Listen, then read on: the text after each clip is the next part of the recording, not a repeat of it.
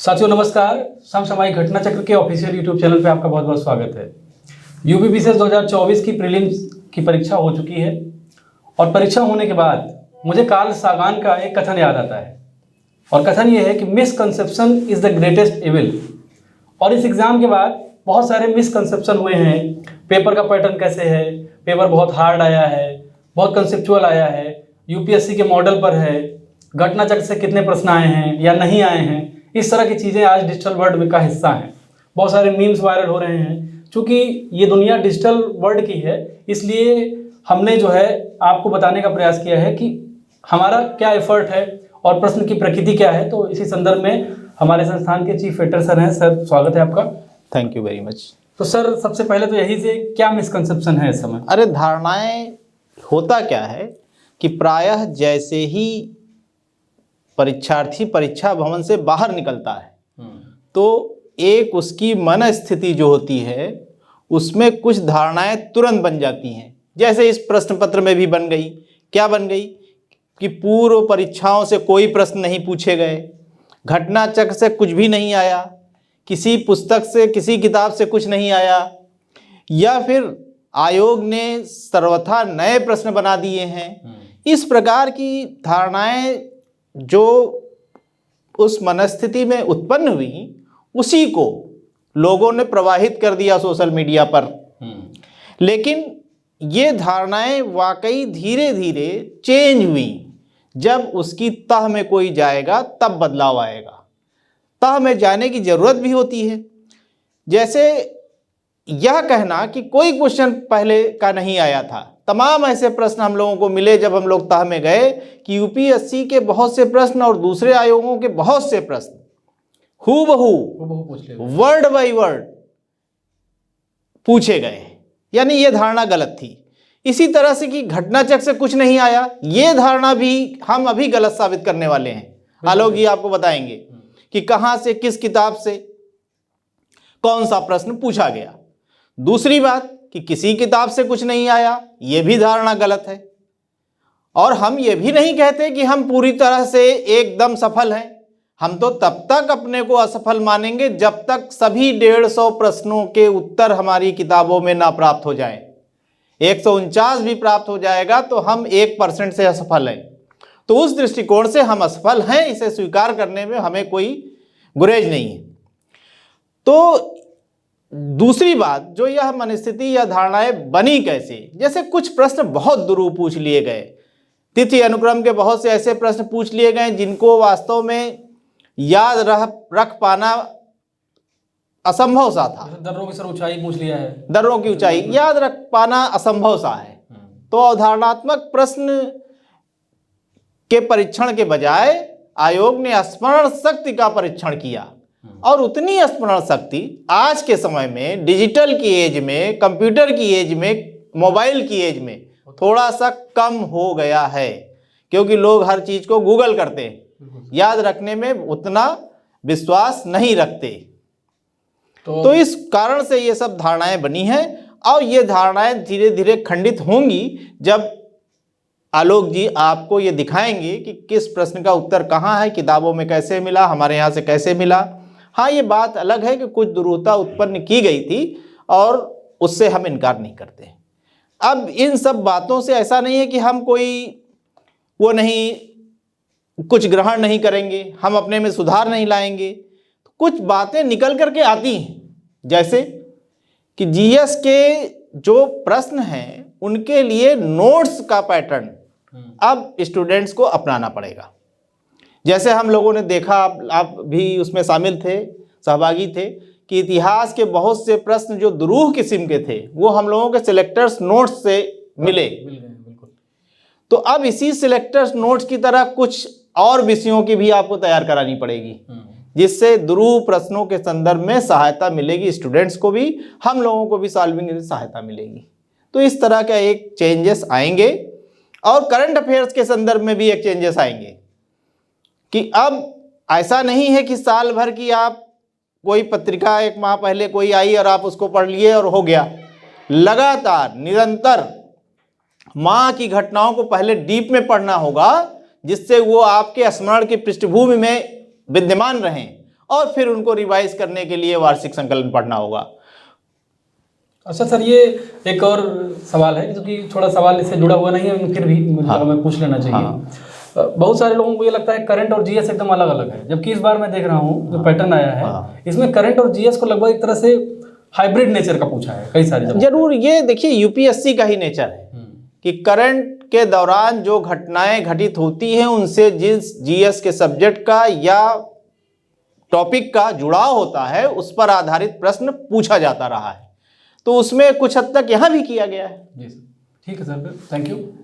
Okay, thank you very much. तो आइए चलते हैं पेपर के अंदर और देखते हैं कि कौन से प्रश्न सही हैं और हमारे संस्थान की किताबों से कौन से प्रश्न आए हैं।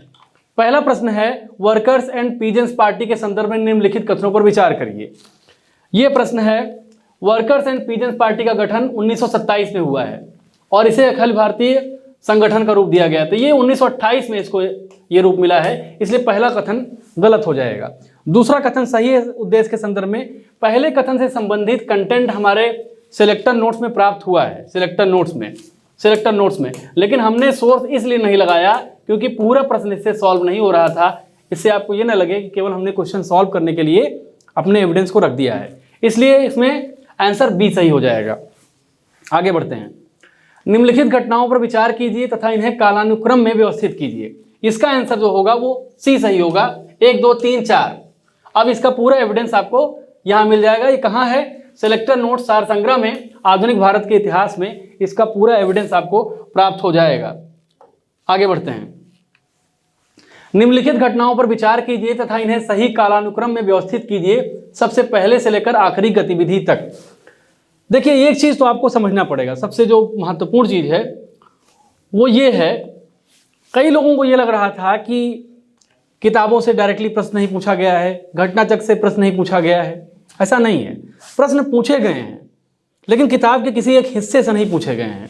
जैसे ये प्रश्न है, निम्नलिखित घटनाओं पर विचार कीजिए तथा इन्हें सही कालानुक्रम में व्यवस्थित कीजिए, सबसे पहले से लेकर आखिरी तक।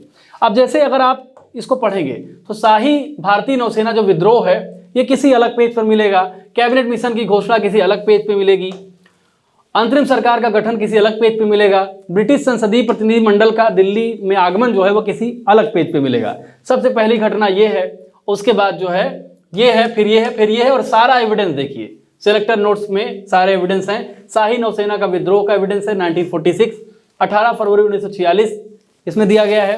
कैबिनेट मिशन 1946, 19 फरवरी 1946 को इसकी घोषणा हुई थी और 24 मार्च 1946 को कैबिनेट मिशन यहाँ पहुंचा है। फिर अंतिम सरकार का गठन, इसकी चर्चा यहाँ मिल रही है।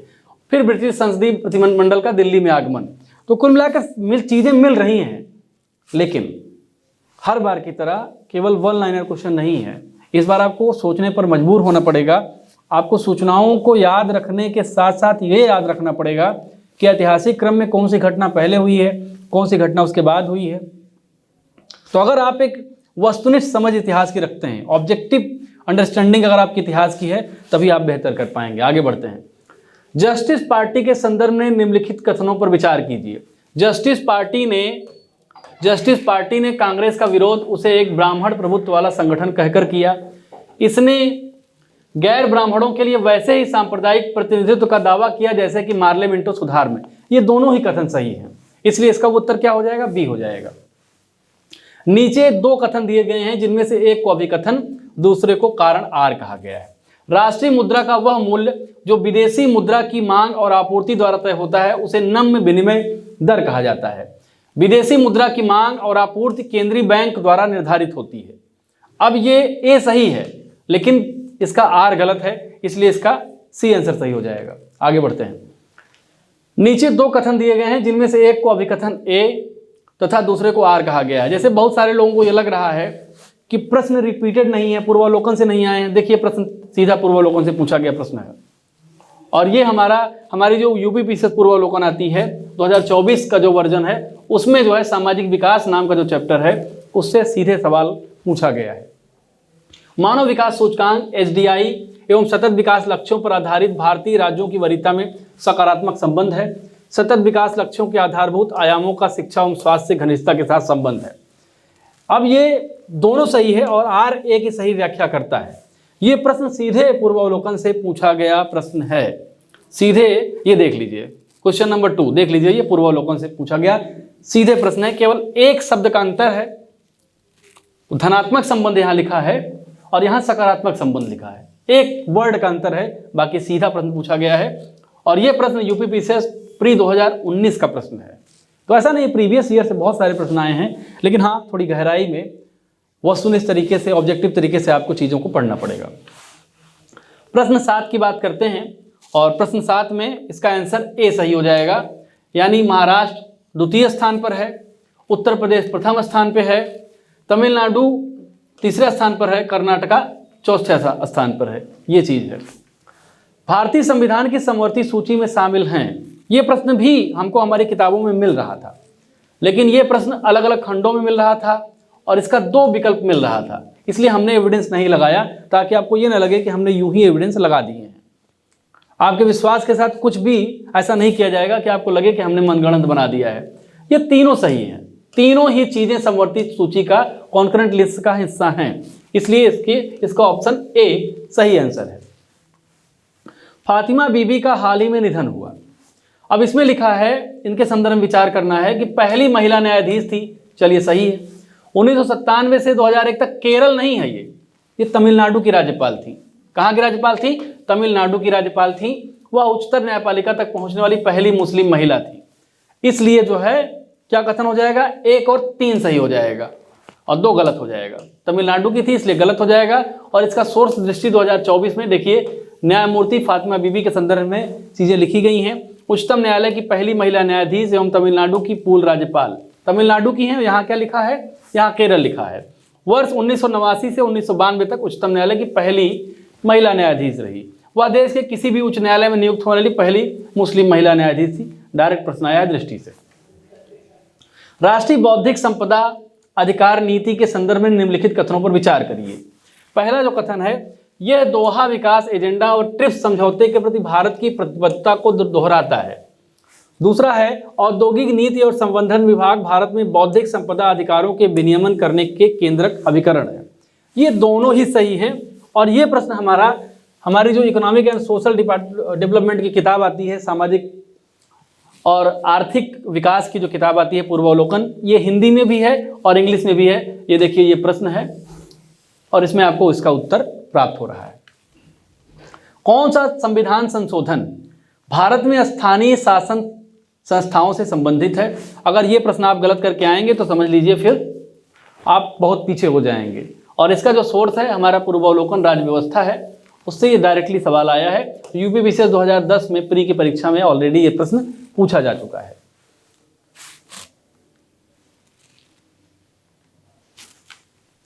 भाषाई अल्पसंख्यकों के लिए विशेष अधिकारी के संदर्भ में निम्नलिखित कथनों पर विचार करिए। संविधान में प्रत्येक राज्य हेतु भाषाई अल्पसंख्यकों के लिए विशेष अधिकारी के पद का प्रावधान किया गया है? ऐसा कोई प्रावधान नहीं है, कोई प्रावधान संविधान में नहीं किया गया है। 9वें संविधान संशोधन अधिनियम द्वारा इसके लिए नया अनुच्छेद 350 भी जोड़ा गया है, तो ये भी गलत है, इसलिए इसका पहला विकल्प सही हो जाएगा, आंसर ए सही हो जाएगा। आगे बढ़ते हैं। नीचे 2 कथन दिए गए हैं, जिनमें से एक को अभिकथन ए, दूसरे को कारण आर कहा गया है। प्रारंभिक राष्ट्रवादियों में से, देखिए ये प्रश्न भी बहुत कंसेप्चुअल प्रश्न है। इतिहास में इस बार क्या हुआ है कि इतिहास में आयोग ने केवल फैक्चुअल समझ की अपेक्षा आपसे नहीं की है, केवल फैक्चुअल समझ की, तथ्यात्मक समझ की अपेक्षा नहीं की है, बल्कि आपकी अवधारणात्मक समझ भी हो। अब इतिहास के संदर्भ में अगर आपकी समझदारी है, प्रारंभिक राष्ट्रवादियों में से अधिकांश ब्रिटिश राज ईश्वरीय देन लगता था, ये बात एकदम सही है। जो मॉडरेट होते थे पहले शुरुआत में, जब जिन्होंने ब्रिटिश राज में ही सुधार की बात की, तुरंत आंदोलन और विद्रोह की बात नहीं की, उनको ये लगता था कि ब्रिटिश राज ईश्वरीय वरदान है। और फिर जैसे इसमें कौन कौन लोग जैसे शामिल थे, जैसे दादा भाई नौरोजी इसमें थे, दादा भाई नौरोजी थे, गोपाल कृष्ण गोखले थे, ये सब लोग मॉडरेटर थे। मतलब ये ब्रिटिश राज के प्रति विद्रोही भावना नहीं रखते थे, बल्कि सहयोगात्मक रवैया रखते थे और उसमें सुधार की बात करते थे।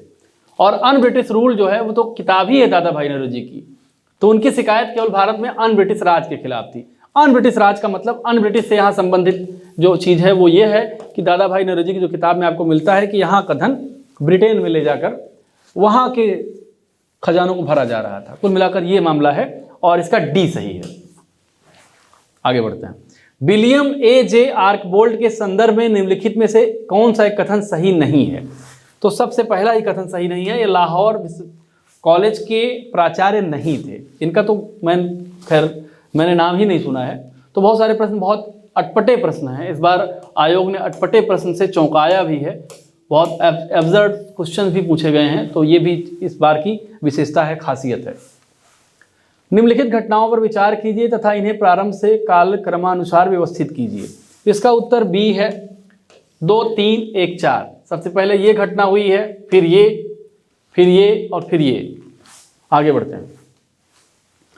सूची 1 को 2 से मिलाना है और फिर कूट का प्रयोग करते हुए मिलाना है। इसका सही आंसर बी है, यानी ए का 4 यानी पाइका विद्रोह जगबंधु विद्याधर महापात्र के द्वारा। 2 का बी का 3 बरेली विद्रोह मुफ्ती मोहम्मद एवाज के द्वारा। और फिर सी का 1 मालाबार विद्रोह एडाचना कुंगन द्वारा। और डी का 2 यानी सिलहट विद्रोह राधा राम द्वारा हुआ था। कुल ये इसका आंसर है। कोहिमा शांति स्मारक और इको पार्क के संदर्भ में निम्नलिखित में से कौन सा कथन या कथन सही है या है? तो इसका उद्घाटन 8 मार्च 2024 को कोहिमा में किया गया था। नहीं भाई, इसका उद्घाटन मई 2024 में किया गया था। दृष्टि में ये प्रश्न आपको मिल जाएगा। कहाँ कब किया गया था? मई 2024 में। तो पहला जो ऑप्शन होगा वो गलत हो जाएगा, ये गलत हो जाएगा। इसे दक्षिण कोरिया द्वारा विकसित किया जाएगा। ये दक्षिण कोरिया द्वारा विकसित करने की बात कर रहे हैं। ये भी प्रश्न गलत हो जाएगा। तो ना तो एक ना तो सही।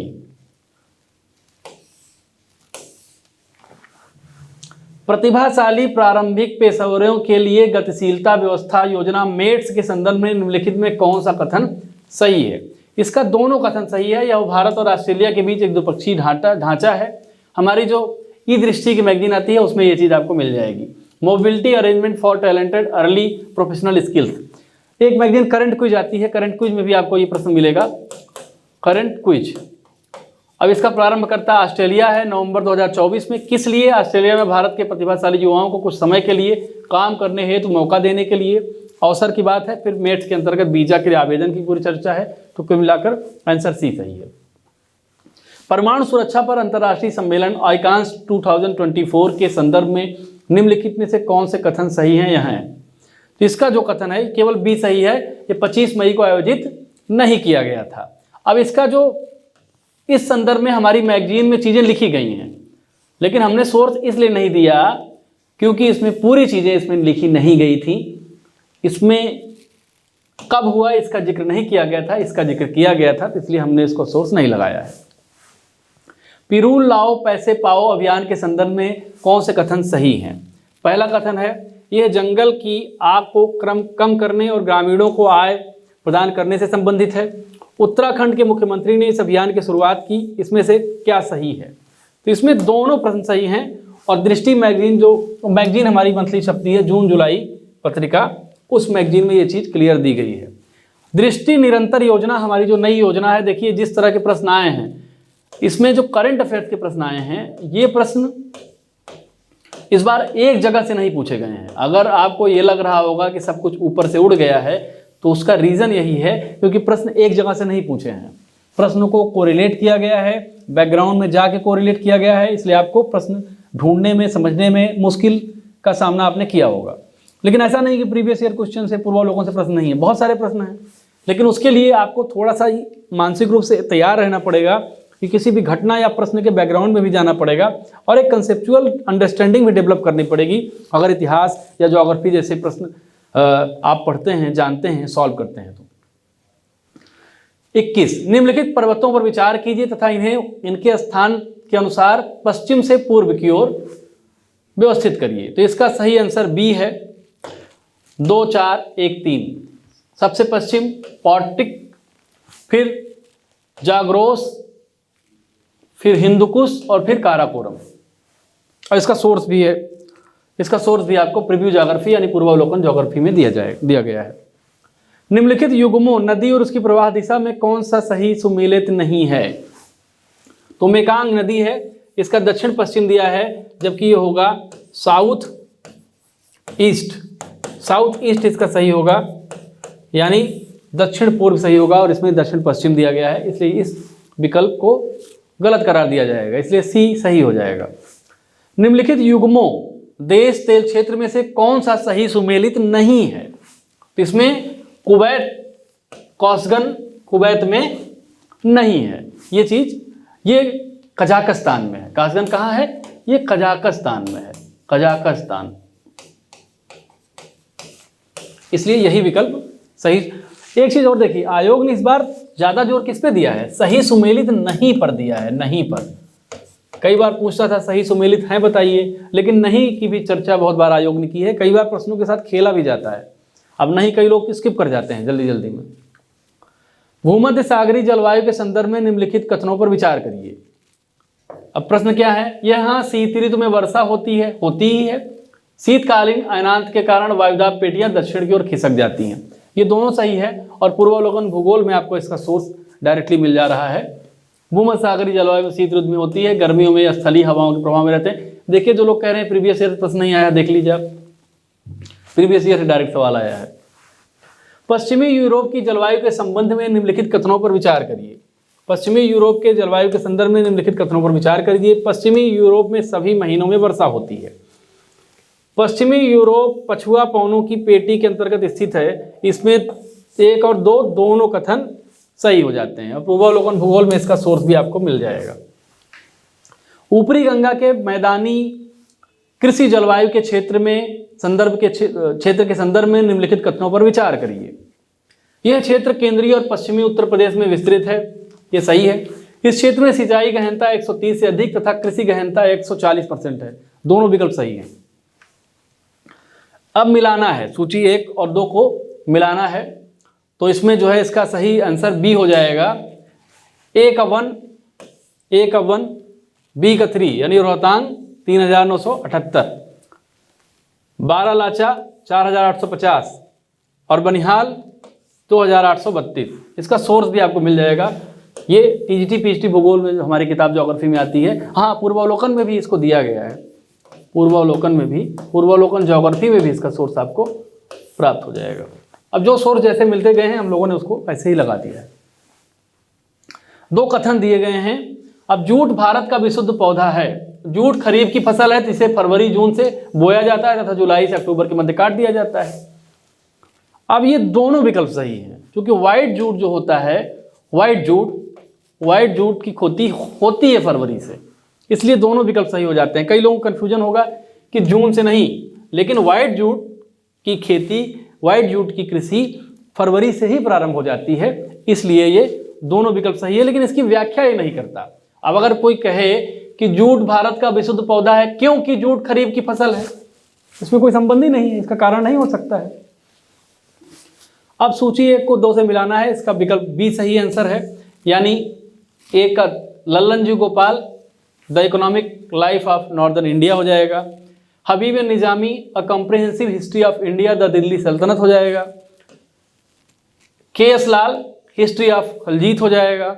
और डी का 3 यानी दशरथ शर्मा अर्ली चौहान डायनेस्टीज हो जाएगा। निम्नलिखित कथनों पर विचार कीजिए। बिहार में जगदीशपुर के जमींदार कुंवर सिंह ने अंग्रेजों के विरुद्ध विद्रोह किया था, एकदम सही। लॉर्ड डलहौजी ने रानी लक्ष्मीबाई के दत्तक पुत्र को उत्तराधिकारी होने की मान्यता प्रदान की, ये गलत है, मान्यता नहीं प्रदान की थी, यही तो विवाद था, इसलिए केवल एक विकल्प सही हो जाएगा, तो डी आंसर इसका सही हो जाएगा। इसका सोर्स देखिए पूर्वावलोकन इतिहास, इसमें पूरा आपको सोर्स मिल जाएगा। निम्नलिखित विदेशी यात्रियों पर विचार कीजिए तथा उन्हें आरोही कालक्रमानुसार व्यवस्थित कीजिए। इत्सिंग, अलबरूनी, हुएनसांग, फाहयान, इसका ए विकल्प सही हो जाएगा। ये क्वेश्चन अगर आप गलत करके आएंगे तो फिर समझ लीजिए आपके बाहर होने की संभावना बढ़ेगी, और ये पूर्वावलोकन इतिहास में इसकी चर्चा की गई है। 2 कथन दिए गए हैं, जिनमें से एक को ए और आर कहा गया है। बलबन ने अपने शासन को सुदृढ़ बनाया और संपूर्ण सत्ता अपने हाथों में केंद्रित कर लिया, एकदम सही बात है। सेंट्रलाइज कर दिया, केंद्रीकृत कर दिया बलबन ने, ये एकदम सही बात है। और अपने उत्तर पश्चिमी सीमा को सुरक्षित करने के लिए इसने अपनी सुरक्षा प्रणाली को और मजबूत किया, और मंगोलों से ही इसको सुरक्षित करना था, इसलिए दोनों सही हो जाएगा। और RA की सही व्याख्या भी करता है। सहमति की आय अधिनियम 1891 के संदर्भ में विचार करें। यह बंबई के एक पारसी सुधारक बेहराम जी मालाबारी थे जिन्होंने इस कानून की वकालत की थी। ये बात एकदम सही है। इस अधिनियम को बाल गंगाधर तिलक के नेतृत्व वाली चरमपंथी शाखा ने समर्थन दिया था। अब ये प्रश्न जो है गलत है, इसलिए केवल एक सही हो जाएगा।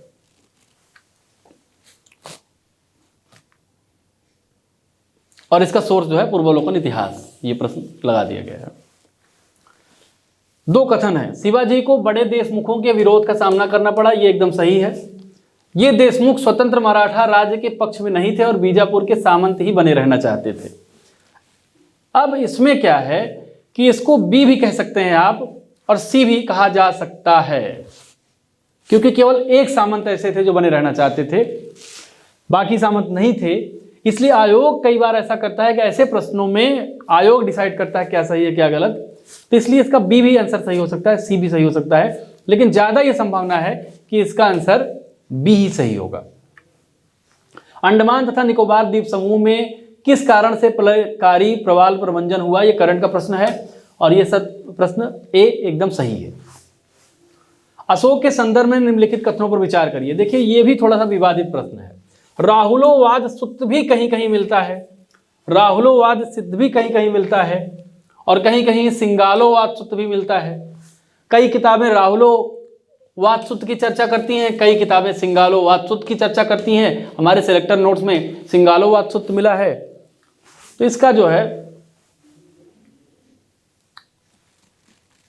केवल दो अगर सही मानेंगे आप, केवल दो ही तो सही है, अगर इसको आप गलत मानेंगे तो ये सही हो जाएगा और अगर फिर दोनों को मान लेंगे तो फिर बी सही हो जाएगा। ये भी एक कंफ्यूजिंग प्रश्न है, कंफ्यूजिंग प्रश्न है, स्टार वाला प्रश्न है। आयोग डिसाइड करेगा क्या सही है क्या गलत। मतलब कई प्रश्न ऐसे हैं जो ये बताते हैं कि आयोग के हाथ में ही जो है सारी बाजी है। सतत विकास लक्ष्य 2030 में लक्ष्य 4 को प्राप्त करने के लिए कौन से उपाय आवश्यक हैं? इसका 1 और 2 सही है। शिक्षा को निःशुल्क और स्कूल के बुनियादी ढांचे में सुधार और डिजिटल परिवर्तन को अपनाना। और ये हमारा पूर्वावलोकन पर्यावरण है जिसमें ये चीज दी गई है। आर्थिक समृद्धि के संदर्भ में निम्नलिखित में से कौन सा कथन सही है? सही है। अब इसमें देखिए ये भी प्रश्न थोड़ा विवादित है। भारतीय अर्थव्यवस्था एक अल्प विकसित तो नहीं है, डेवलपिंग इकोनॉमी है, लेकिन अंग्रेजी में अगर आप तर्जुमा जाएंगे, अंग्रेजी तर्जुमा पे जाएंगे तो ये प्रश्न सही हो जाएगा। लेकिन निर्देश भी दिए जाते हैं कि अंग्रेजी के हिसाब से प्रश्न सही होंगे गलत होंगे, लेकिन हिंदी के हिसाब से अगर देखा जाए तो ये प्रश्न भी विवादित हो जाएगा। लेकिन अंग्रेजी के हिसाब से फिर इसका उत्तर बी सही हो जाएगा। केवल 1 और 2 सही और ये सी गलत, क्योंकि एडम स्मिथ थे अर्थशास्त्र के जनक, J.M. कीन्स नहीं थे। और ये यूपीपी से जो प्रीव्यू हमारी किताब आती है उसमें है। सूची 1 में देशों के नाम है, 2 में वर्ष 2022 में प्रवासियों द्वारा भेजी गई राशि है। ये डायरेक्ट जो है हमारी दृष्टि मैगजीन से प्रश्न आया है और इसका उत्तर ए सही होगा। यानी मैक्सिको दूसरे स्थान पर है, चीन जो है तीसरे स्थान पर है, भारत पहले स्थान पर है, फिलीपींस चौथे स्थान पर है पैसा भेजने के मामले में। देखिए बैंकों के संदर्भ में निम्नलिखित घटनाओं पर विचार करें। बैंकों का राष्ट्रीयकरण, क्षेत्रीय ग्रामीण बैंकों का गठन, बैंक शाखाओं द्वारा गांवों को गोद लेना। तो इसमें तीनों सही हैं, तीनों सही हैं। और ये इसका आंसर हमारी प्रीव्यू इकोनॉमी और सोशल डेवलपमेंट की जो किताब है, यानी आर्थिक जो पूर्वावलोकन है, आर्थिक और सामाजिक विकास नाम की किताब है जो पूर्वावलोकन, उसमें ये चीज आपको मिल जाएगी। राष्ट्रीय खाद्य सुरक्षा अधिनियम के संदर्भ में निम्नलिखित में से कौन से सही हैं? ये एकदम सही है, ये भी सही है, लेकिन ये 2013 में हुआ था लागू, ये सब जानते हैं 2013 में लागू हुआ था, इसलिए केवल 1 और 2 कथन सही हैं। और यूपीपी से जो पूर्वावलोकन हमारी किताब है उसमें इसको बहुत विस्तार से, बहुत ढंग से इसको लिखा गया है। 10 सितंबर 2013 को लागू होने की बात की गई है। ये भी 75% जनसंख्या और 50% शहरी जनसंख्या की बात कर रहा है। तो कुल मिलाकर सी इसका सही आंसर है। आईसीटी आधारित ई गवर्नेंस के संबंध में निम्नलिखित कथनों पर विचार करिए या कौन से कथन सही हैं।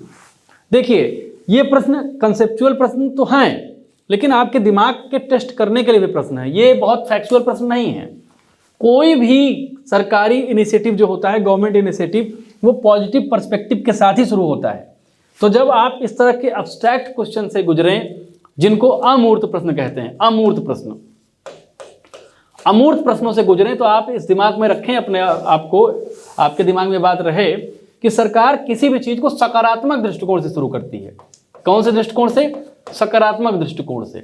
इसलिए जब इस तरह के प्रश्न आए तो जो सकारात्मक बात हो उसको ही सही माने, बाकी नकारात्मक बातों को गलत मान लें। नकारात्मक बात क्या है? ई गवर्नेंस सरकार की पारदर्शिता को कम करता है। आपको लगता है ई गवर्नेंस लाया इसलिए गया कि इसकी पारदर्शिता को बढ़ाए, बाकी चीजें ठीक है 2 और 3।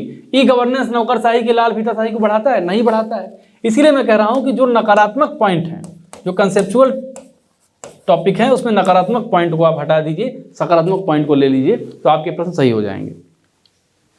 संघ लोक सेवा आयोग को निम्नलिखित में से किस स्रोत से शक्तियां प्राप्त होती हैं? तो ये चारों स्रोत हैं। आपको मैं एक सलाह दूंगा कि आर्टिकल 320, आर्टिकल 321, इन दोनों आर्टिकल को bare act plus case laws के साथ पढ़ लीजिएगा। आर्टिकल 321 में आपको ये तीनों चीजें मिल जाएंगी। संविधान की बात तो आप जानते ही हैं, और ये किताब का एविडेंस हमने ई दृष्टि राजव्यवस्था से, पतली सी किताब आती है, उसमें इसका एविडेंस है। आगे बढ़ते हैं। ये प्रश्न भी थोड़ा सी विवादित प्रश्न है। राष्ट्रीय पिछड़ा वर्ग आयोग, यही सही आंसर है, लेकिन इसको भी अगर सही देखेंगे तो 338B में इसको माना जाना चाहिए। आयोग की मंशा पर डिपेंड करता है, हो सकता है कि इसको डिलीट भी कर दे, तो ये भी आप इस बात को समझ लीजिए। तो ये भी एक विवादित प्रश्न बन सकता है। निम्नलिखित में सही कालानुक्रम की पहचान कीजिए। तो सही कालानुक्रम 1 2 3 4 है। सबसे पहले ये, फिर ये, और इसका पूरा जो है एविडेंस पूर्वावलोकन राज्य व्यवस्था में आपको मिल जाएगा। अब आपको ये लग रहा होगा ना कि पूर्वावलोकन से कितने प्रश्न मिले हैं। बहुत सारी चीज़ें मार्केट में चल रही थी कि पूर्वावलोकन से प्रश्न नहीं आए हैं, दृष्टि से नहीं आए हैं, लेकिन ऐसा नहीं है। प्रश्न आए हैं, प्रश्न की प्रवृत्ति, उसकी प्रकृति थोड़ी बदली जरूर है।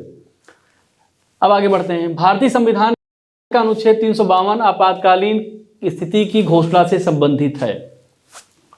ये एकदम सही है।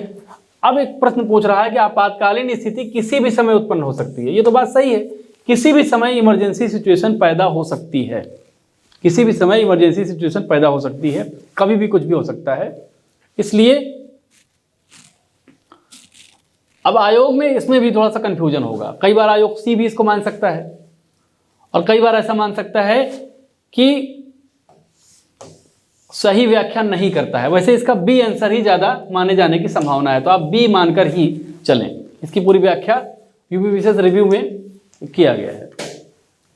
अनुच्छेद 19 के अंतर्गत निम्नलिखित में से कौन सी एक स्वतंत्रता की भारतीय संविधान द्वारा गारंटी नहीं दी गई है? तो देखिए, संपत्ति रखने, खरीदने और बेचने की जो स्वतंत्रता है, इसको राइट टू प्रॉपर्टी में माना जाता है। Right to property. आप याद करिए कि संपत्ति का मौलिक अधिकार पहले 7th फंडामेंटल राइट था। 7th फंडामेंटल राइट था, इसको हटाकर अब एक संवैधानिक अधिकार घोषित किया गया है, कॉन्स्टिट्यूशनल राइट बना दिया गया है। इसलिए यही विकल्प सही हो जाएगा। 2 कथन दिए गए हैं और व्याख्या करता है यार कि नहीं, ये बताना है। भारतीय संविधान के अनुसार एक ही व्यक्ति एक ही समय में अथवा 2 या अधिक राज्यों के राज्यपाल के पद पर कार्य नहीं कर सकता। एकदम गलत है, कार्य कर सकता है। भारतीय संविधान के अनुच्छेद 153 में यह कहा गया है कि प्रत्येक राज्य के लिए एक राज्यपाल होगा। ये सही है, ये गलत है, आर सही है। निम्नलिखित में से कौन से जोड़े का मिलान सही नहीं है? लोक सेवाओं में अवसर की समानता केवल भारत के नागरिकों के लिए सुनिश्चित है। विधि के समझ समानता नागरिकों एवं गैर नागरिकों दोनों के लिए सुनिश्चित है। किसी राज्य का नाम बदल सकते, किसी राज्य का नाम बदलना जो होता है राज्य विधानमंडल की शक्ति में नहीं आता है। ये चीज आप समझ लीजिए। कौन कर सकता है इसको? भारत की संसद ही कर सकती है। भारत की संचित निधि, वित्त आयोग, वित्तीय आपातकाल, भारत के नियंत्रक एवं महालेखा परीक्षक, इसको तो 148 मान लेंगे आप। वित्त आयोग की अगर कोई चर्चा करे 280 हो जाएगा, और वित्तीय आपातकाल की अगर कोई चर्चा करे 360 हो जाएगा। और बचेगा क्या? बचेगा केवल भारत की संचित निधि, तो ये हो जाएगी आर्टिकल 266। इसलिए इसका डी आंसर सही हो जाएगा। और ये पूर्वावलोकन राज्य व्यवस्था में पूरी चर्चा अनुच्छेदों की गई है, और अलग अलग हिस्सों में भी इसको हम सोर्स लगा सकते थे। ये तो आर्टिकल के हिसाब से अलग अलग चैप्टर में चीज़ें मिल सकती हैं, मिल जाएंगी, तो ये इसका सही आंसर है। भारतीय संविधान में शोषण के विरुद्ध अधिकार के अंतर्गत निम्नलिखित में से किसकी परिकल्पना की गई थी? अस्पृश्यता का अंत, मानव देह व्यापार और बलात्श्रम का निषेध, कारखानों और खदानों में बच्चों की मजदूरी का निषेध, अल्पसंख्यकों की हितों की सुरक्षा। देखिए इन दोनों के लिए ये विकल्प सही हो जाएगा 2 और 3, यानी मानव देह व्यापार और बलात्श्रम का निषेध और कारखानों और खदानों से बच्चों की मजदूरी का निषेध, ये जो है शोषण के विरुद्ध अधिकार में आ जाता है। अस्पृश्यता वाला जो आर्टिकल है वो 17 है, और अल्पसंख्यकों की सुरक्षा का आर्टिकल एक अलग आर्टिकल है, 25 या 26 में है, तो ये चीज़ आप समझिएगा। कांग्रेस सोशलिस्ट पार्टी के संदर्भ में विचार करना है। ये कह रहे हैं कि जनवरी में स्थापित हुई है, हमारा सोर्स ये मान रहा है कि इसकी स्थापना जो है मई 1934 में हुई है, और समाजवाद से सहानुभूति होने के कारण औपचारिक रूप जवाहरलाल नेहरू इस दल में शामिल हो गए। तो इसमें ना तो एक सही है ना 2 सही है, दोनों सही नहीं है। निम्नलिखित घटनाओं पर विचार कीजिए तथा इन्हें कालक्रमानुसार व्यवस्थित कीजिए। अब ये सही हो जाएगा 2, 3, 1, 4, डी आंसर इसका सही विकल्प हो जाएगा। निम्नलिखित घटनाओं पर विचार कीजिए तथा इन्हें कालानुक्रम व्यवस्थित कीजिए। अब लिनलिथगो प्रस्ताव, क्रिप्स मिशन, रामगढ़ कांग्रेस अधिवेशन, कांग्रेसी मंत्रियों के त्यागपत्र, ये 4, 3, 1, 2 विकल्प सही है। इसका सोर्स जो है 2 किताबों में हमको मिलता है, एक तो पूर्वावलोकन इतिहास में मिलता है और फिर जीएस पॉइंटर में मिलता है। अब ये किताब है और किताब को सुमेलित करना है, तो इसका अंतर डी सही हो जाएगा। ए हिंदू पॉलिटी जो है वो केपी जायसवाल ने लिखी है। The wonder that was India, ये जो है लिखा गया है ए.एल. बॉसम द्वारा। The introduction to the study of Indian history, ये लिखा गया है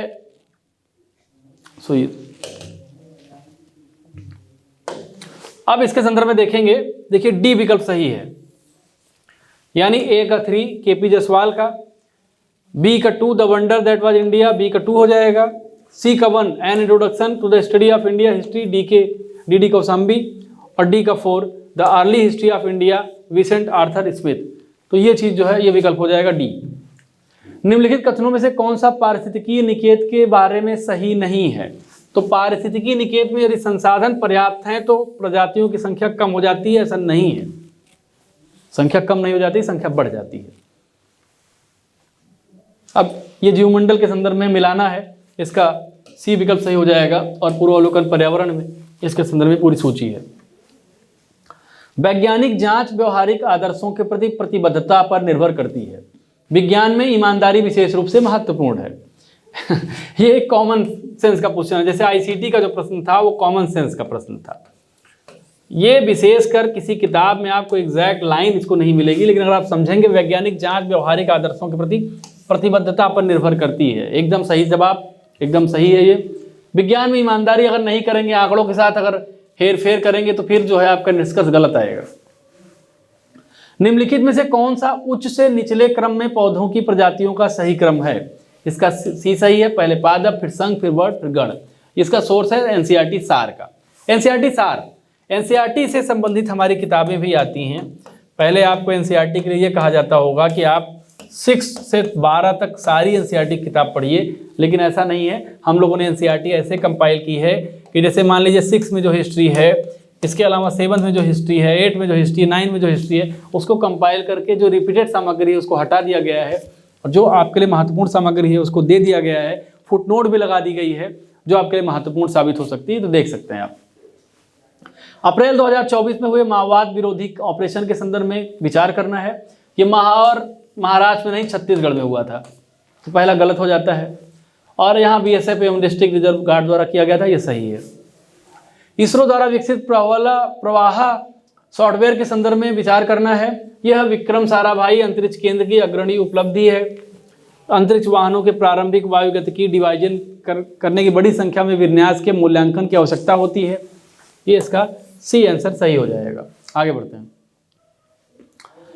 नीचे 2 कथन दिए गए हैं, एक को ए और आर। अप्रैल 2024 में भारत ने फिलीपींस को ब्रह्मोस सुपरसोनिक क्रूज मिसाइल प्रदान की। इसकी क्षमता 490 किलोमीटर नहीं है, इसीलिए इसका सी हो जाएगा, ए आर गलत। और दृष्टि 2024 में ये चीज़ मिलेगी आपको। रामगंगा परियोजना की विशेषताओं के संबंध में निम्नलिखित युग्मों पर विचार करना है और देखना है क्या सही सुमेलित नहीं है। ये भी बड़ा अजीब प्रश्न है, एकदम अजीब प्रश्न आयोग पूछ रहा है। अब इतना कौन याद रखता है, लेकिन फिर भी इसका आंसर सी समझ लीजिए आप। कुछ प्रश्न ऐसे दिए गए हैं जो कोई नहीं कर पाएगा, समझ लीजिए आप। विश्व के कुछ देशों के कृषि क्षेत्रों के संदर्भ में विचार करना है। यूएसए, चीन और जापान की तुलना में भारत की कृषि भौगोलिक क्षेत्र अधिकतम है, एकदम सही है। उष्ण मानसूनी जलवायु प्रदेश में स्थित होने के कारण भारत में वर्ष भर विविधीकृत फसलोत्पादन होता है, ये दोनों सही है।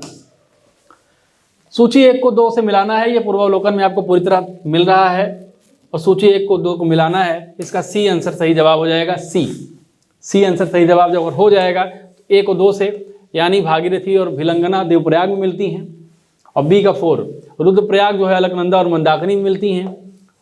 सी का 1 कर्णप्रयाग, अलकनंदा और पिंडर है, और डी का 3 यानी टिहरी भागीरथी और भिलंगना में मिलती हैं।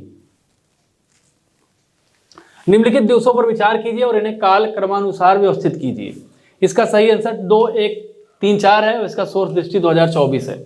अब आपको लग रहा होगा दृष्टि से चीजें फंसी नहीं, लेकिन ऐसा नहीं है। देखिए, कुछ मैटर इस पेज से है, कुछ मैटर इस पेज से है। आपको एक जगह चीजें नहीं मिल रही हैं, अलग अलग मैटर मिल रहा है, अलग अलग पेज पे मिल रहा है, लेकिन मिल जरूर रहा है। इसलिए प्रश्न की प्रवृत्ति थोड़ी बदली है, इसको ध्यान में रखिएगा। सूची 1 को 2 से मिलाना है, इसका सही आंसर बी हो जाएगा, और ये हमारा सोर्स है दृष्टि 2024। ये देखिए, इसमें कुछ भी ज्ञानवर्धक बात नहीं है, इसका उत्तर समझ लीजिए बी।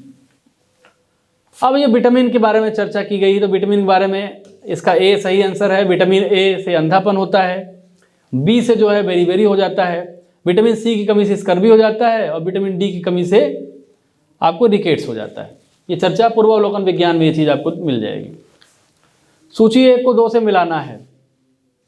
नहरें हैं, नदियां हैं, इसका डी विकल्प सही हो जाएगा, यानी ऊपरी वाली जो दोआब नहर है ये रावी नदी है।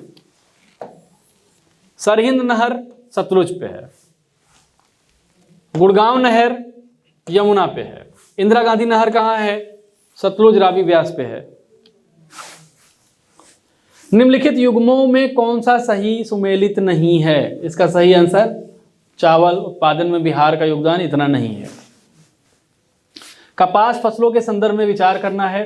कपास मुख्यतः खरीफ फसल है। कपास के उत्पादन के लिए वार्षिक 50 से 75 सेंटीमीटर की मध्यम वर्षा की आवश्यकता होती है। ये दोनों सही है। देखिए, कुछ प्रश्न ऐसे हैं जो हम लोगों ने अगर ढूंढे होते या बहुत और प्रयास किया होता तो मिल भी जाते। ये सारे प्रश्न जब आपको पूर्वावलोकन की अपडेटेड हमारी किताबें आएंगी उसमें सब प्रश्न आपको मिलेंगे, और ये भी आपको मिलेगा कि हमारी सामग्री में चीज़ें मिल जाएंगी आपको। जो एक मिसकंसेप्शन है कि प्रश्न इस बार ऐसा नहीं है, इधर नहीं उधर नहीं, कहाँ से पूछ लिया है, ऐसा कुछ नहीं है। ये चीज़ आप समझिएगा।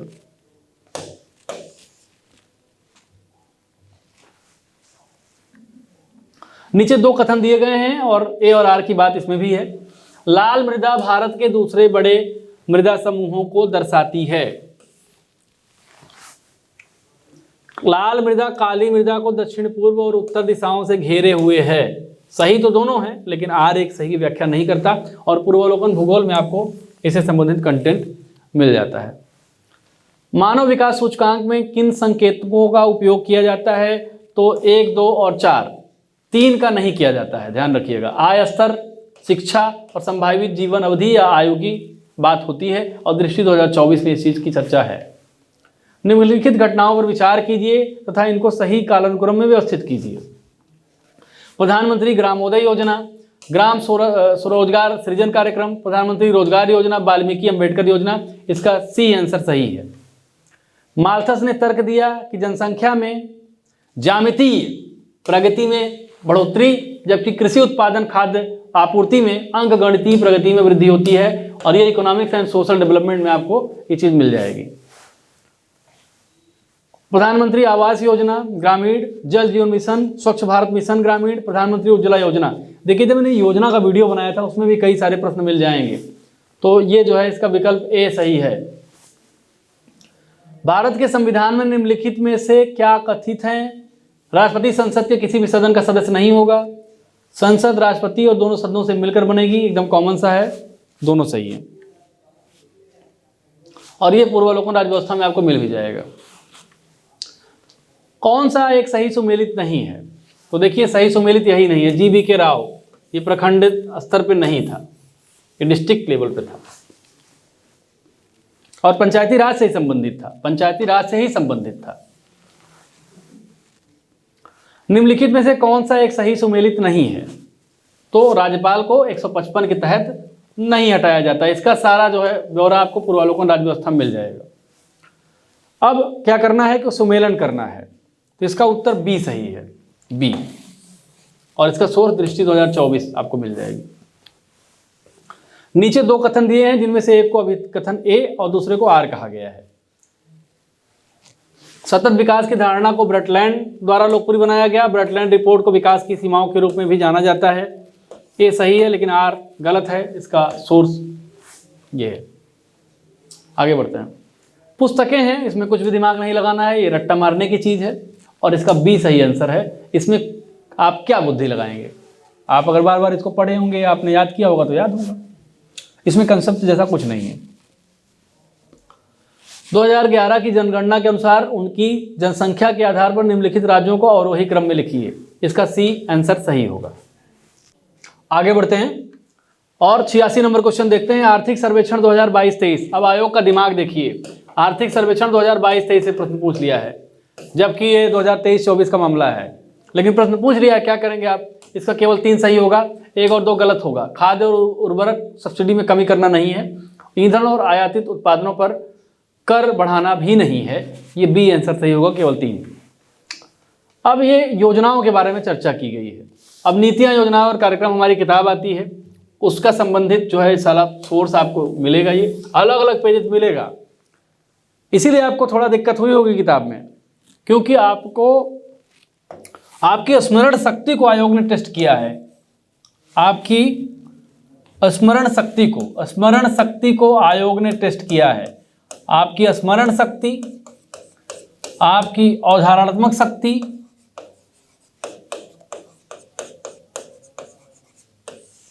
और आपकी अभिवृद्धि यानी आपके एप्टीट्यूड, सबको आयोग ने इस बार टेस्ट किया है। इसीलिए आपको प्रश्न जो है कई बार कठिन लग रहे होंगे, लेकिन ऐसा नहीं है। अगला प्रश्न जो है, विकास को जीवन स्तर और कल्याण में वृद्धि के रूप में परिभाषित किया जाता है। प्रति व्यक्ति आय में वृद्धि विकास की पर्याप्त माप नहीं है, सही व्याख्या करता है और दोनों सही हैं। विकास से रिलेटेड बहुत सारी चीजें होती हैं, लेकिन जीवन स्तर और कल्याण में सामान्य जनता, जब सामान्य जनता के जीवन स्तर और में वृद्धि होती है तो विकास के पर्याय के रूप में देखा जाता है। लेकिन ये केवल पर कैपिटा इनकम का मामला नहीं है, ये प्रति व्यक्ति आय का मामला नहीं है, बल्कि आपका हेल्थ, आपकी लाइफ एक्सपेक्टेंसी, आपका एजुकेशन, ये सारी चीज़ें भी इसमें आती हैं, इसलिए इसका उत्तर बी है। आगे बढ़ते हैं। भारत सरकार द्वारा प्रारंभ की गई निम्नलिखित योजनाओं को काल क्रमानुसार, देखिए इस बार क्रोनोलॉजी बहुत पूछा है। क्या? क्रोनोलॉजी पूछने का मतलब ये है कि आपको घटनाओं की समझ हो और ये भी पता हो कि कौन सी घटना किस घटना के बाद हुई है। ये महत्वपूर्ण चीज़ है। इसका बी उत्तर सही होगा। सबसे पहले ये, फिर ये, फिर ये, फिर ये। इसका source preview economic and social development. अनाज उपज शब्द का तात्पर्य है काटी गई भूमि के प्रति इकाई क्षेत्र में उत्पादित फसलों की मात्रा, यही सही है। देखिए इसमें यह भी आपको समझना पड़ेगा जो कंसेप्चुअल कीवर्ड हैं, जैसे ग्लोबल साउथ की चर्चा आपको अभी आगे मिलेगी। ग्लोबल साउथ ये बहुत चर्चा में रहा। जब G20 सम्मेलन हो रहा था हिंदुस्तान में, भारत में, तो इस शब्द की बहुत चर्चा थी और उसी शब्द से मिलाकर प्रश्न पूछ लिया है। इसलिए कंटेम्प्रेरी इशूज में आप कीवर्ड पे बहुत ध्यान दीजिए, कीवर्ड से भी प्रश्न पूछे गए हैं। जुलाई सितंबर 2019 और जुलाई सितंबर 2022 के बीच में भारत में बेरोजगारी दर की प्रवृत्ति के संबंध में निम्नलिखित कथनों पर से विचार करना है आपको, क्या सही है। तो ये दोनों, दो सही है और एक गलत है, यानी ये स्थिर रही, ये गलत है, ये घट गई, ये सही है। ये रिपोर्ट के हिसाब से ये बात की गई है। और दृष्टि इंग्लिश जो मैगजीन आती है उसमें ये चीज़ है। वैश्विक बहुआयामी गरीबी सूचकांक रिपोर्ट तैयार या प्रकाशित करता है, तो ये जो है ऑक्सफोर्ड गरीबी और मानव विकास पहल, इसके तहत प्रकाशित की जाती है और संयुक्त राष्ट्र विकास कार्यक्रम के तत्वावधान में की जाती है, इसलिए 3 और 4 हो जाएगा। सोर्स भी आपको इसमें मिल जाएगा, दृष्टि 2024 मैगजीन। भारत सरकार द्वारा प्रारंभ की गई निम्नलिखित योजनाओं का कालानुक्रम आपको देखना है। तो ये जो है, उसके बाद ये, फिर ये, और ये 2017 में। ये विवादित प्रश्न है, निश्चित तौर पर विवादित प्रश्न है, जान लीजिएगा आप। स्टार है, इसका सही उत्तर जो होगा वो 1, 2, 4, 3 होगा, क्योंकि ये योजना प्रधानमंत्री महिला शक्ति केंद्र योजना 2017 की योजना है, इसलिए 1, 2, 3, 4 तो हो ही नहीं सकता है, इसलिए विवादित प्रश्न है। इसमें भी आप स्टार मान के चलिए, आयोग पर डिपेंड करता है कि आयोग क्या मानेगा। ग्रीन हाउस गैस उत्सर्जन में कटौती के संबंध में जलवायु परिवर्तन पर अंतर सरकारी पैनल किस पर जोर देता है? तो इसका केवल 2 विकल्प सही है, गहरी, तीव्र और निरंतर कटौती आवश्यक है। निम्नलिखित में कौन सा जैविक अनुक्रम की प्रावस्थानों का सही क्रम है? तो सबसे पहले प्रवास, फिर अस्थापन, फिर प्रतिक्रिया, फिर स्थिरीकरण। सोर्स जीव विज्ञान, हमारा सार संग्रह, एक पतली सी किताब आती है, पतली सी किताब है जीव विज्ञान सार संग्रह। पिछली बार जब आपने बिहार का एग्जाम देखा होगा तो उसमें भी इस किताब से बहुत सारे प्रश्न आए थे। जीव विज्ञान सार संग्रह, ये किताब आप देख सकते हैं।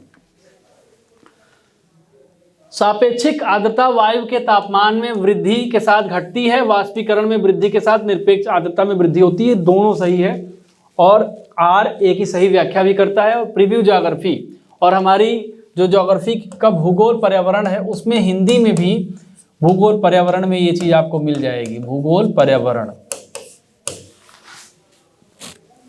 निम्नलिखित में से कौन सा सही सुमेलित है? इसका सही उत्तर ये है, ए। टीजीटी भूगोल में मिल जाएगा। सूची 1 को 2 से सुमेलित करना है, तो इसका ए सही उत्तर है, ए सही उत्तर है, आप देख लीजिएगा इसको। कंप्यूटर मेमोरी का कौन सा भाग है जो विद्युत आपूर्ति होने पर ही अपरिवर्तनशील रहता है? तो ये रोम मेमोरी है।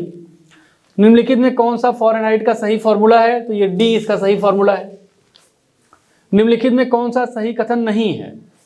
तो किसी कोशिका का केंद्रक कोशिकीय विभाजन प्रजनन का हिस्सा नहीं लेता, ये कथन दिया गया है, जबकि ये लेता है हिस्सा, इसलिए कथन सही नहीं है। पूर्वावलोकन विज्ञान में आपको ये चीज मिल जाएगी।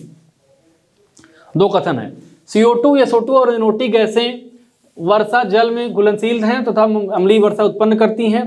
कार्बन डाइऑक्साइड, सल्फर डाइऑक्साइड और नाइट्रोजन के ऑक्साइड जैसी गैसों की उच्च सांद्रता को वायुमंडलीय वायु प्रदूषित होती है के कारण प्रदूषित होती है। दोनों सही है, और एक दूसरे की व्याख्या भी करता है। पूर्वावलोकन पर्यावरण में आपको मिल जाएगा ये। निम्नलिखित समूहों में से केवल आगत उपकरण इन डिवाइस हैं, माउस, कीबोर्ड, स्कैनर, सी। GS संचय कंप्यूटर हमारा आता है, उसमें मिल जाएगा आपको। प्राचीन व्यापार के संदर्भ में विचार करना है, ये भी प्रश्न मिल रहा था, और ये प्रश्न अब्स्ट्रैक्ट प्रश्न है, अब्स्ट्रैक्ट प्रश्न है। जैसे नदी बंदरगाह, लोथल, लोथल आपको मिलता है नदी बंदरगाह। इसके अतिरिक्त दक्षिण भारतीय साम्राज्य की आप बात करेंगे, कांची जैसी चीजें, तो ये कई सारे बंदरगाह हैं। एक कंसेप्चुअल प्रश्न है, अलग अलग पेजेज पे है।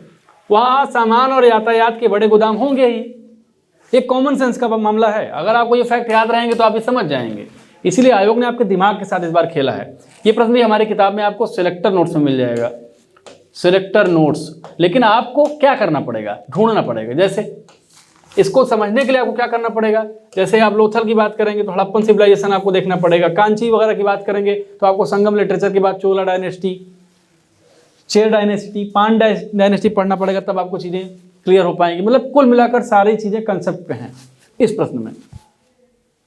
बंगाल के निम्नलिखित सेन शासकों को आरोही कालक्रमानुसार व्यवस्थित करना है, तो 3, 4, 1, 2 इसका सही आंसर है।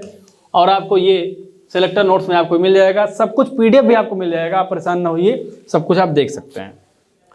बैरम खां के संदर्भ में निम्नलिखित कथनों पर विचार करना है। अकबर ने बैरम खां को खान खाना की उपाधि दी, ये है, ये तो एकदम सही है। ये उपाधि साम्राज्य के वजीर के रूप में बैरम खां की नियुक्ति के समय नहीं दी गई थी, गलत है, तुरंत दे दी गई थी।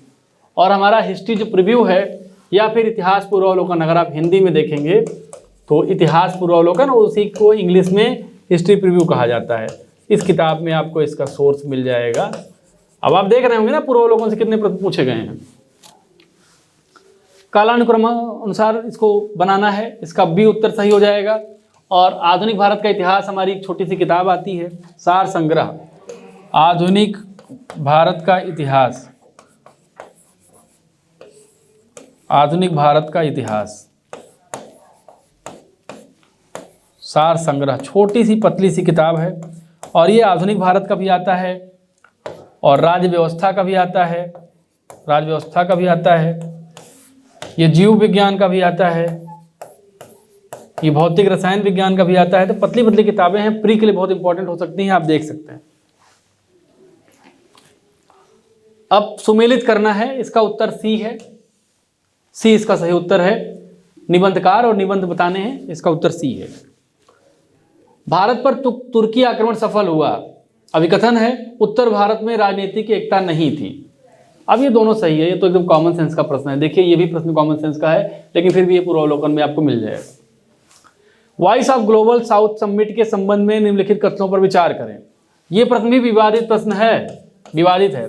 कह रहा है कि भारत ने हाल ही में अपना दूसरा, देखिए दूसरा भी भारत ने 2023 में किया था। इसका सोर्स देखिए आपको, ये है देखिए सेकंड ग्लोबल। ये कब हुआ है? ये 17 नवंबर 2023 को हुआ है। देखिए 17 नवंबर 2023, लेकिन तीसरा भी हो गया है भैया, ये अगस्त में हुआ है, अगस्त 2024 में हुआ है। अब ये तो आयोग पर डिसाइड है, आयोग डिपेंड करता है कि हाल ही में क्या मानता है वो। लेकिन अगर ऑब्जेक्टिवली देखा जाए तो ये प्रश्न गलत है। या तो आयोग वाले इतने अवेयर नहीं रहे होंगे कि प्रश्न बना लिया होगा उन्होंने पहले पेपर होने के संदर्भ में, अक्टूबर के पहले ही, अक्टूबर में जब पेपर था 27 अक्टूबर को, और ये सम्मेलन नवंबर में हो गया, तो उनको ध्यान ही नहीं रहा कि करंट अफेयर बदल भी जाता है। तो ये चीज़ हो सकती है। ग्लोबल साउथ है तो गलत ही है, क्योंकि हमारी मैगजीन G20 के जस्ट बाद आई थी, जो अक्टूबर अंक था, उसमें देखिए ग्लोबल साउथ की पूरी परिभाषा आपको मिल जाएगी। देखिए भैया एकदम राम कहानी है आयोग की। करंट का क्वेश्चन बनाया, एग्जाम अक्टूबर में करवाने का इरादा था तो प्रश्न बना दिया था, बाद में प्रश्न बदलना भूल गए, करंट बदल गया। तो ये आयोग पर डिपेंड करता है कि आयोग क्या मानेगा। 111वां सवाल है, इसमें एल्यूमिनियम संयंत्र है और राज्य को करना है, क्या सुमेलित नहीं है? तो मुरी जो है वो छत्तीसगढ़ में नहीं है, ये चीज आपका सही आंसर हो जाएगा। कोरबा छत्तीसगढ़ में है। निम्नलिखित युग्मों में से कौन सा सही सुमेलित नहीं है? तो पिन वैली जम्मू कश्मीर में नहीं है। कहाँ है ये? Lahaul and Spiti district. कहाँ है ये? हिमाचल प्रदेश में है। पूर्वावलोकन पर्यावरण में आपको मिल जाएगा। नीचे दो कथन दिए गए हैं, ए और आर की बात है। हिमालय अभी भी ऊंचा हो रहा है, एकदम सही है। भारतीय टेक्टोनिक प्लेट यूरेशियन प्लेट से टकरा रही है, ये सही है। और आर ए की सही व्याख्या भी करता है। पूर्वावलोकन और जीका में ये दोनों रेफरेंस आपको मिल जाएंगे। अब इसमें कोयला भंडार और राज्य से संबंधित चीजों को बताना है, इसका उत्तर डी सही हो जाएगा। पूर्वावलोकन भूगोल का सोर्स आपको ये मिल जाएगा।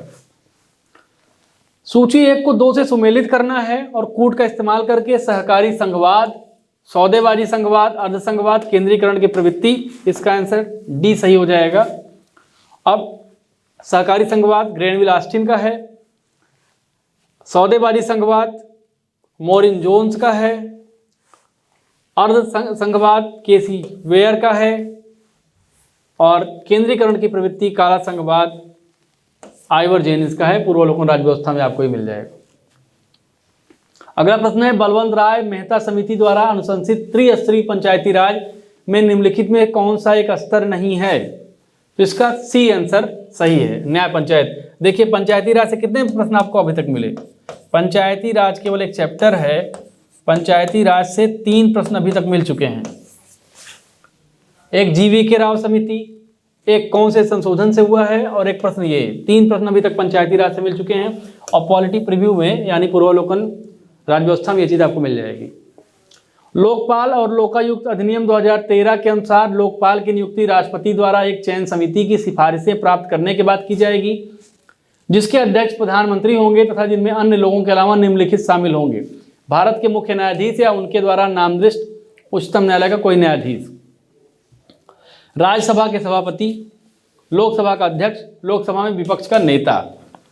तो राज्यसभा के सभापति नहीं होते, लोकसभा का अध्यक्ष, लोकसभा में विपक्ष का नेता होता है, और मुख्य न्यायाधीश और उनके नामित कोई सदस्य होते हैं। संशोधनों का उनके कार्यान्वयन के वर्ष में मिलान करना है, इसके बारे में केवल सी आप समझ लीजिए, सी सही है। इसका सोर्स पूर्वावलोकन राज्य व्यवस्था। नेपाल भारत अंतर्राष्ट्रीय संस्कृत सम्मेलन 2024 के संदर्भ में विचार करना है, क्या सही है? नई दिल्ली में किया गया था। 3 दिवसीय सम्मेलन नीति अनुसंधान प्रतिष्ठान द्वारा आयोजित किया गया था। ये केवल 2 सही है और ए इसका गलत है। कहाँ हुआ था? ये काठमांडू में हुआ था, नेपाल में। करंट दृष्टि इसका सोर्स है। लूनर पोलर एक्सप्लोरेशन मिशन के संदर्भ में विचार करना है, क्या सही है? ये दोनों ही गलत है, ये दोनों ही गलत है। ओ सॉरी, इसमें एक सही है। यह भारत जापान के मध्य हुआ, ये सही है।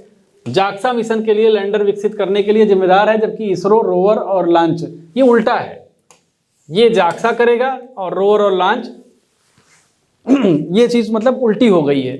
जो इसरो की जिम्मेदारी दी गई है प्रश्न के अनुसार वो जाक्सा करेगा, और जो जाक्सा को जिम्मेदारी दी गई है प्रश्न के अनुसार वो इसरो करेगा।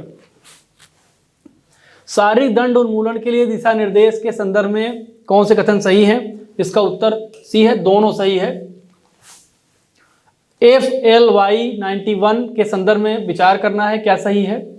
ये दोनों सही है। भारत में शुरू की गई एयरलाइन है, पहली उड़ान 18 मार्च 2024 को है।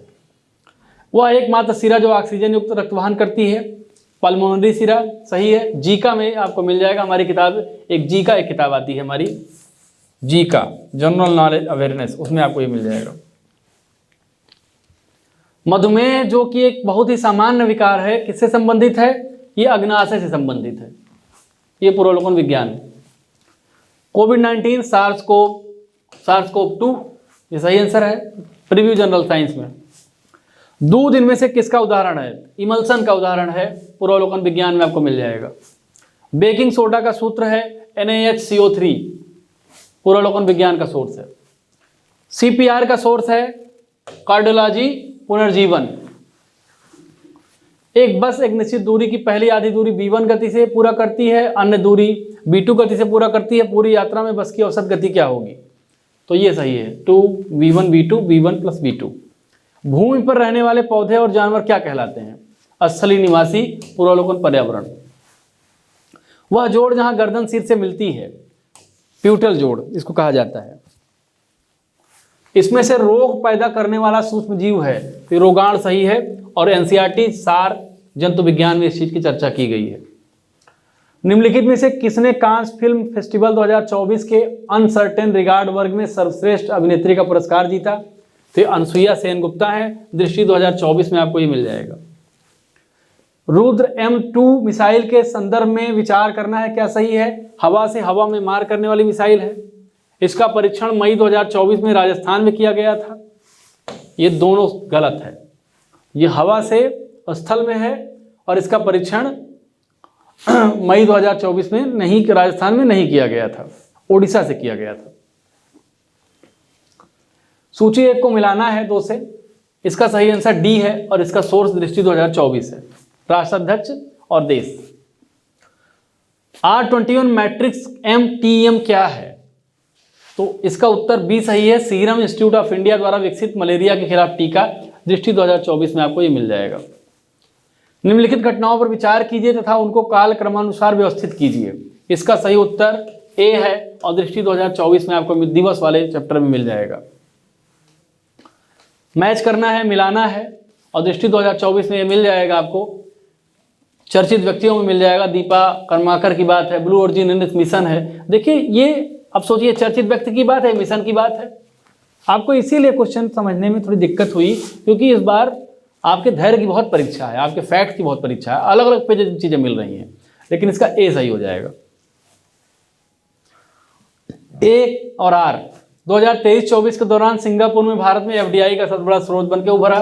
भारत मॉरिशस कर संधि संशोधन से भारत में प्रत्यक्ष विदेशी निवेश के प्रमुख स्रोतों के रूप में देशों में बड़ा बदलाव आया है।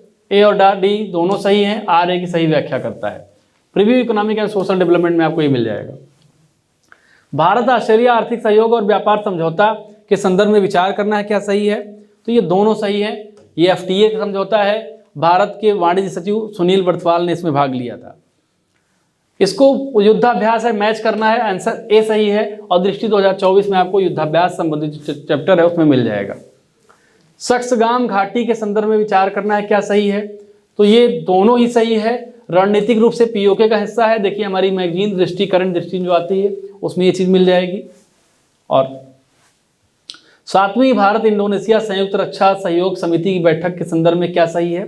तो ये केवल एक सही है। इस बैठक में इंडोनेशिया ने रक्षा उद्योग, समुद्री सुरक्षा और बहुपक्षीय सहयोग के क्षेत्रों में सहयोग बढ़ाने पर चर्चा की थी। यह बैठक 5 मई 2024 को जकार्ता में आयोजित की गई। ये कथन गलत है। FWD 220 के संदर्भ में विचार करना है, क्या सही है? भारत का पहला स्वदेशी बमवर्षक UAV विमान है। इसकी पेलोड क्षमता 100 किलोग्राम है। ये दोनों सही है। और दृष्टि 2024 में अलग अलग पेजेस पे चीज दी गई है। सूची को मिलाना है, इसका सही आंसर ए है। बहुत टफ क्वेश्चन ये कहा जाएगा, टफ क्वेश्चन है ये, और इसका ए सही आंसर है। 146 है, प्रसिद्ध स्थानीय तूफान है और उसका क्षेत्र है। इसका डी आंसर सही है और दृष्टि 2024 में आपको ये मिल जाएगा। निम्नलिखित में कौन सा युग्म सही सुमेलित नहीं है? तो खार्तूम इथियोपिया जो है ये सही सुमेलित नहीं है। 148 निम्नलिखित युग्मों में कौन सा सही सुमेलित नहीं है? तो ट्रैपों के मध्यवर्ती तल, सागरी पादपों और जंतुओं के अवशेष जीवाश्म, ये सही नहीं है। ए और आर की चर्चा चल रही है। अब सोचिए, द्वितीय विश्व युद्ध के दौरान खोजी गई जेट धाराएं ऊपरी वायुमंडल में चलने वाली पूर्वी तेज प्रवाही पवनें हैं, हवाएं हैं। ये गलत है। जेट धाराओं की प्रवाह गति 300 से 500 किलोमीटर घंटा, ये सही है। सूची 1 को मिलाना है 2 से। इसका आंसर ए है, यानी 3, 1, 4, 2 सही है। और ये पूर्वावलोकन भूगोल में आपको ये चीज मिल जाएगी। कुल मिलाकर ये हमारा एनालिसिस था। और कितने प्रश्न हमारे आए हैं हमने आपको बताया। धारणाओं को आपको बदलने की जरूरत है और आपको फैक्ट के साथ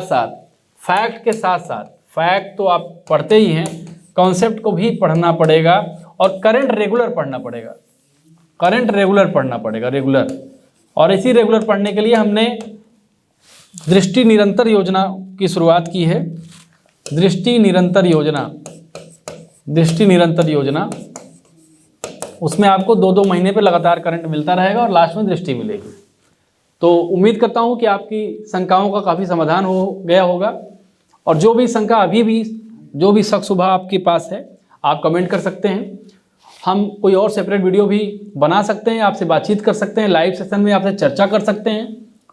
तो आप हमारे साथ बने रहें। फिलहाल आज के लिए इतना ही, विदा लेते हैं। नमस्कार।